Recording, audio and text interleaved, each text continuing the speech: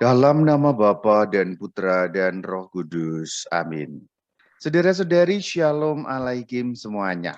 Kita akan merayakan Hari Raya Santa Perawan Maria diangkat ke surga dengan jiwa dan raganya.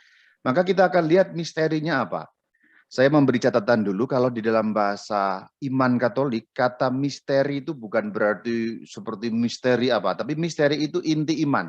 Inti iman apa yang diajarkan di dalam perayaan Santa Perawan Maria diangkat ke surga. Itu arti kata misteri. Jadi jangan mengartikan kata misteri seperti kata yang sering dipakai umum. Misteri rumah berhantu, misteri gunung Merapi. Bukan artinya itu. Karena misteri itu inti iman. Sebenarnya ada dua hal yang akan kita bahas. Dan yang pertama adalah apakah Bunda Maria wafat? Ini pertanyaan ini perlu dijawab dan perlu dibahas karena di kalangan orang Katolik sering ada salah paham dan mengira Bunda Maria itu tidak mengalami wafat. Sering dikira bahwa Bunda Maria langsung diangkat ke surga dengan jiwa dan raganya, dalam arti dalam keadaan hidup-hidup Bunda Maria ditarik ke langit ke surga. Keterangan mengenai wafatnya Bunda Maria atau jawaban mengenai apakah Bunda Maria wafat itu kita dapat temukan di dalam Katekismus Gereja Katolik, di mana ajaran iman Katolik dituliskan secara ringkas dan padat. Ada dua artikel yang memuat mengenai wafatnya Bunda Maria.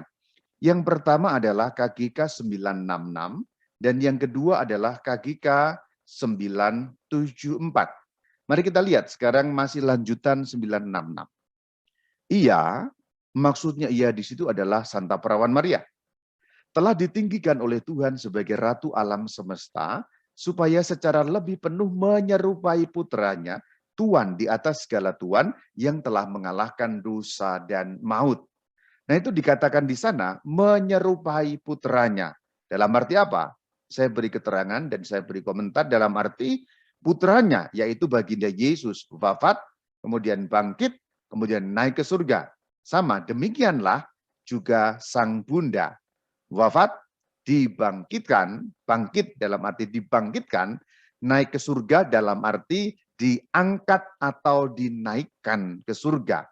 Itulah arti kata menyerupai puteranya. Lalu kita masih melihat pada artikel 966, bunyinya demikian. Pada waktu persalinan engkau tetap mempertahankan keperawananmu. Pada waktu meninggal engkau tidak meninggalkan dunia ini, ya Bunda Allah. Engkau telah kembali ke sumber kehidupan, engkau telah menerima Allah yang hidup, dan yang akan membebaskan jiwa-jiwa kami dari kematian dengan doa-doamu. Liturgi Bizantin pada pesta kematian Maria 15 Agustus. KGK 974. Sesudah mengakhiri perjalanan kehidupannya di dunia ini, Perawan Maria tersuci diangkat dengan jiwa dan badan ke dalam kemuliaan surga, di mana ia sudah mengambil bagian dalam kemuliaan kebangkitan putranya, dan dengan demikian mengantisipasi kebangkitan semua anggota tubuhnya. Tubuhnya di situ nya besar Kristus, berarti semua anggota tubuh Kristus. Bagian terakhir yang tadi sudah saya bacakan, saya akan munculkan lagi, yaitu liturgi Bizantin pada pesta kematian Maria 15 Agustus. Perhatikan, liturgi pesta kematian Maria 15 Agustus. Nanti kita akan lihat dengan uraian yang sedikit lebih jelas. Di dalam liturgi gereja Katolik di bagian timur, juga gereja-gereja timur yang lain yang non-Katolik seperti Ortodoks, itu mereka merayakan 15 Agustus setiap tahun sebagai kematian Maria, atau di dalam istilah gereja timur, tertidurnya Maria. Tertidur di sini dalam arti wafat, dalam arti mati.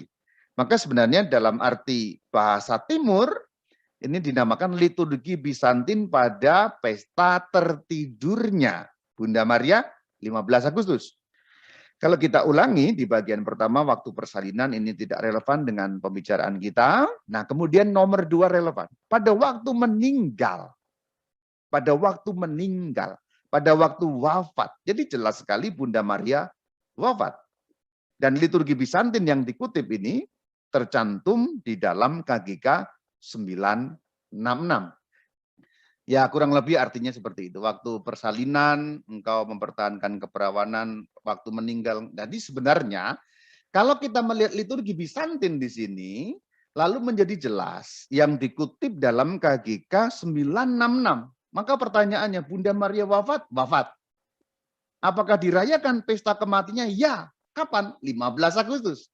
Maka ingat baik-baik, setiap kita merayakan 15 Agustus sebagai hari raya Maria diangkat ke surga, sesungguhnya kita juga sedang merayakan pada tanggal yang sama Maria meninggal dunia. Maria wafat. Jadi sebenarnya ini perayaan yang nyambung. Wafat lalu diangkat ke surga. Nah, pada nomor 29 ini kutipan dari Santo Antonius Padua, ini kutipan juga. Sebagaimana Yesus Kristus, berarti ini sekarang diperbandingkan dengan Sang Kristus. Maka KGK tadi mengatakan menyerupai Kristus, menyerupai puteranya. Sebagaimana Yesus Kristus telah bangkit dari kematian yang telah dikalahkannya, dan telah naik ke sebelah kanan Sang Bapa, Yesus bangkit, dari kematian, wafat, bangkit, naik ke surga. Demikian pula tabut kudusnya. Ini kapan-kapan kita juga bisa bahas. Tabut perjanjian lama, tabut perjanjian baru. Bunda Maria itu tabut perjanjian baru, tabut tabernakel. Berarti dikatakan tabut kudus, yaitu Bunda Maria, ibunya. Tabernakel kudus Sang Kristus itu siapa? Ya Bunda Maria. Telah bangkit. Sebab pada hari itu Sang Bunda Perawan dibawa ke kediaman surgawinya. Ini yang dikatakan di dalam dokumen gereja MD nomor 29 ketika gereja menetapkan dogma Maria diangkat ke surga.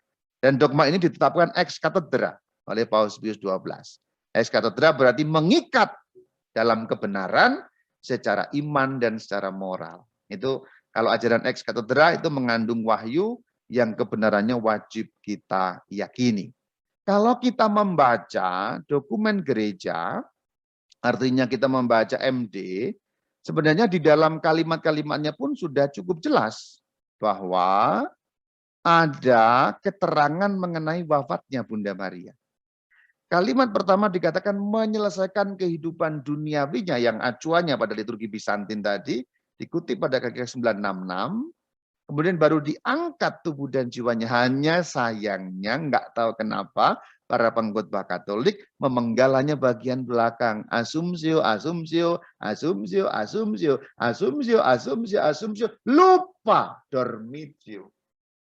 Bahkan saya pernah mendengar pengkhotbah yang mengatakan langsung diangkat ke surga dalam keadaan hidup-hidup.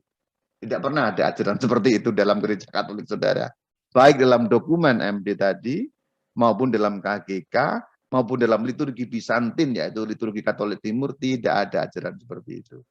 Maka dibetulkan kalau Anda mungkin selama ini berkonsep seperti itu, bahwa yang diajarkan gereja Katolik seperti yang sudah dijelaskan dalam dokumen MD ini.